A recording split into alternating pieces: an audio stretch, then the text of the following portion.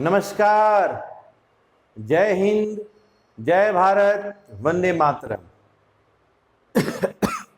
देखिए पिछले last time हम लोग बतलाए थे, क्वेश्चन नंबर 13 तक आप लोग बतलाए थे। क्वेश्चन नंबर 14 जो है, क्वेश्चन नंबर 14 बतलाने जा रहे हैं। क्वेश्चन नंबर 14 जो है, फिगर है एक्चुअली में 1000 में। हम जो आपका अमाउंट जो दिया हुआ है, अमाउंट जो है सारे अमाउंट 1000 में है, इसलिए अमाउंट में 30 को अमाउंट के ऊपर में लिखा गया है। तो 1000 में सारे अमाउंट है, इसको हम लोग जैसे क्वेश्चन में दिया उसी तरफ बनाएंगे हम लोग, और ये दिमाग में रखेंगे कि ये सारे अमाउंट 1000 में है। तो यहाँ पे 2 इक्विटी शेयर है, एक 1,50,000 इक्विटी शेयर है 10 रुपीज के हिसाब से, एक 250,000 इक्विटी शेयर है 10 रुपीज के हिसाब से, पेड अप इसका 6 रुपीज है, और 9% कम्युनिटी प्रेफरेंस शेयर है। कम्युनिटी प्रेफरेंस शेयर का मतलब होता है कि अगर डिविडेंड इस साल नहीं मिला तो अगले साल डिविडेंड मिलेगा, अगले साल नहीं मिला तो उसके अगले साल डिविडेंड, मतलब डिविडेंड शेयर होल्डर छोड़ेगा नहीं, वो लेके मानेगा। तो हर साल डिविडेंड क्या होता है, शेयर कैपिटल में इंक्लूडेड हो जाता है। कम्युनिटी उसको प्रेफरेंस शेयर कहते हैं। शुरू करते हैं। सबसे पहले हम लोग कैपिटल इंप्लॉयड निकालेंगे। Question number 14, capital employed. Capital employed निकालने का फॉर्मूला होता है total real assets minus outside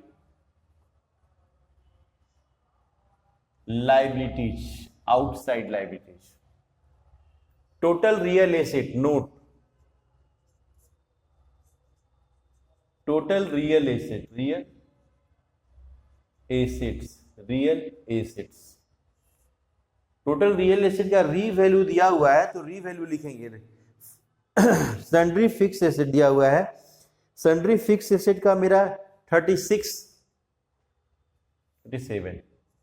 sundry fixed assets 37। देखिए ये है ना, इसमें 1000 में है, ये एक्चुअली में 1000 में, हम 3 जीरो को इग्नोर करके बतला रहे हैं, सारे अमाउंट 1000 में है। सन्ड्री फिक्स एसेट्स मेरा 3,700 है, और इन्वेस्टमेंट मेरा 100 है। इन्वेस्टमेंट कितना है, 100,000 है। इन्वेस्टमेंट मेरा 100,000 है। ये मेरा तो नॉन करेंट एसेट हुआ, नॉन करेंट एसेट्स का बात हुआ। अब करेंट एसेट्स में मेरा इन्वेंट्रीज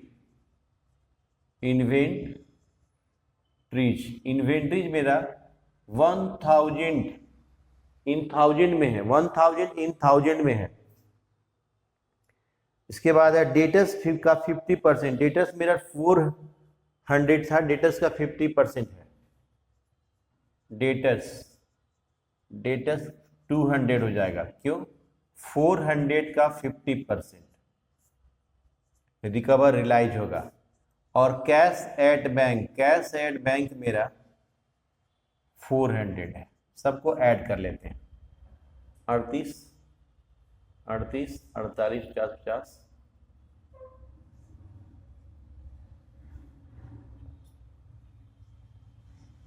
ठीक, 5400। अब आते हैं हम लोग आउटसाइड लाइबिलिटीज में। आउटसाइड लाइबिलिटीज में मेरा है 18% मेरा दिया हुआ है टर्म लोन, 18% टर्म लोन 1400 है, 1400।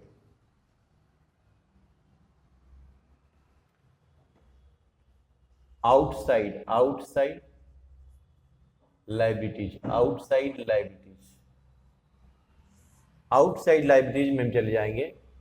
तो आउटसाइड लाइबिलिटीज में हमारे पास यहाँ पे ध्यान देने वाली बात यह है कि 18% टर्म लोन है, 18%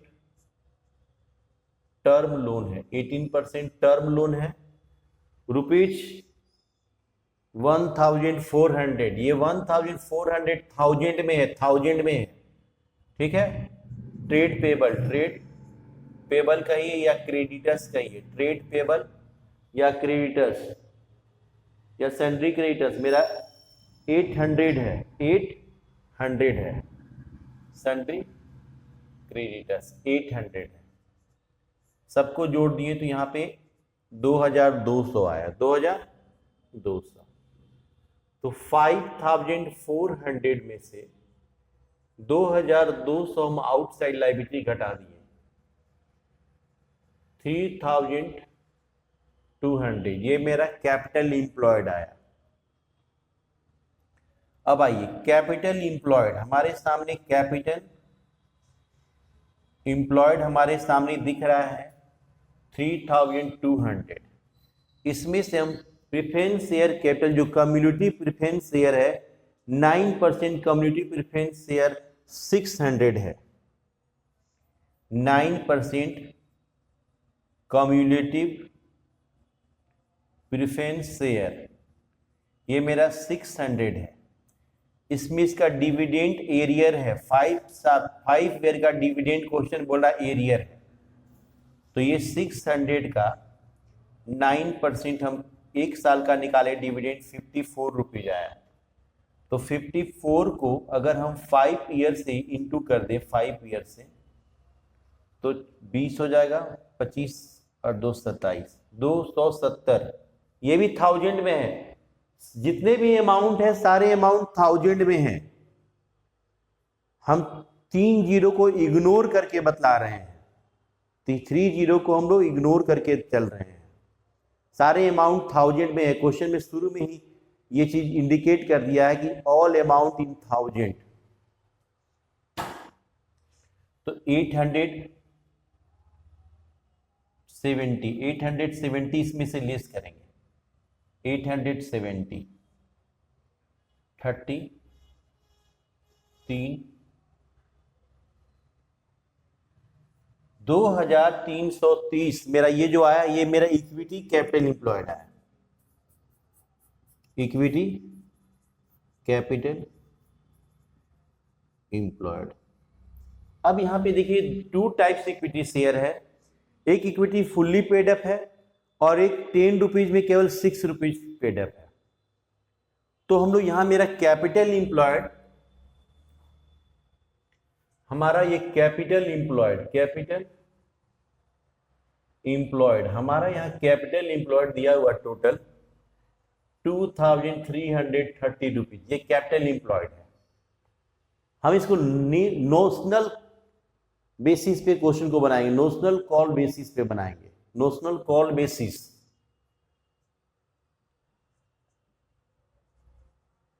नोशनल कॉल बेसिस मतलब जो एक शेयर जो इक्विटी शेयर है, एक जो इक्विटी शेयर है 2 लाख इक्विटी शेयर है at the rate of rupees जो 10 है वो पेड अप 6 रुपीज है। वो जो 6 रुपीज जो पेड अप है उसको फुल्ली पेड अप करने के लिए 4 रुपीज कॉल्ड अप किया जाएगा। इसको देखिए 2 लाख इक्विटी शेयर है, इसका at the rate of rupees 10 है, लेकिन कॉल्ड अप हुआ है रुपीज कितना 6, तो जितना ड्यू है जो कॉल्ड अप ड्यू है उसको मांगा जाएगा।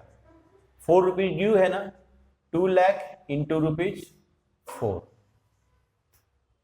नोशनल कॉल बेसिस क्या होता है कि अगर 2 टाइप्स इक्विटी शेयर है तो दोनों को एक जैसा, दोनों को समतुल्य करने के लिए, दोनों को एक जाति में लाने के लिए जो उसका रेस्ट अमाउंट है ये माना जाए कि वो हम लोग डिमांड कर रहे हैं, वो कॉल कर रहे हैं हम लोग, पूरा पैसा यानी कि मिल रहा है। तो 4 रुपीज ड्यू था इसमें, तो 4 रुपीज के हिसाब से, लेकिन यहाँ पे 3 जीरो को इग्नोर करके गुना करेंगे। आप देख सकते हैं यार 2 लाख शेयर है तो हम इसमें 3 जीरो को इग्नोर करके यानी 200 से 4 को गुना करेंगे तो ये 800 आ जाएगा। तो 3130 आया है इक्विटी कैपिटल इंप्लॉयड। अब शेयर वैल्यू निकालेंगे, शेयर वैल्यू निकालेंगे, equity capital employed by number of share, number of share, number of share. तो number of share, equity capital employed 3130 है। नंबर ऑफ शेयर, एक शेयर है मेरा कितना, एक शेयर नंबर ऑफ शेयर मेरा है 1,50,000, 1,50,000, लेकिन 2 जीरो देखिए, एक मेरा इक्विटी शेयर है 1,50,000 नंबर ऑफ शेयर और एक 2 लाख है। इसमें 3 जीरो कैंसिल करके 350 लिखेंगे। यहाँ पे क्या लिखेंगे, यहाँ पे 350 लिखेंगे। जब ये 350 से इसको डिवाइड किया जाता है तो 8.94 ये मेरा शेयर का वैल्यू आता है। जो fully paid up share value, उसका शेयर वैल्यू है फुल्ली पेड अप शेयर का वैल्यू, शेयर का वैल्यू ये आएगा 8.94 और जो पार्टली है उसका क्या होगा, पार्टली, जो पार्टली पेड अप है, पार्टली पेड अप शेयर है, उसका वैल्यू क्या होगा, उसका वैल्यू जो 8.94 में से जो ड्यू है, जो अनपेड है, ये 4 रुपए जो बाकी है ना, 4 रुपये जो बाकी है, 4 रुपया लेस कर दीजिए, 4.94 मतलब जो एक इक्विटी शेयर है जो 10 रुपीज है रेट से है, वो फुली पेड अप है, उसका शेयर वैल्यू आएगा 8.94। लेकिन जो पार्टली है वो तो 4 रुपया पेमेंट नहीं किया है, 10 में 6 कॉल्ड अप हुआ था, पेड अप हुआ था, 4 रुपया पेड अप तो नहीं था, अनपेड अप है 4 रुपया। जो अनपेड अप है वो 4 रुपया केवल लेस कर दीजिए इसमें से, तो इसका शेयर वैल्यू आ जाएगा। तो ये फर्स्ट का शेयर वैल्यू आ गया और ये सेकेंड का शेयर वैल्यू आ जाएगा। ये क्वेश्चन कंप्लीट हो गया। फिर अगले क्वेश्चन के लिए अगले लेक्चर में मिलते हैं हम लोग। तब तक अपना ख्याल रखें, खुश रहें, प्रसन्न रहें।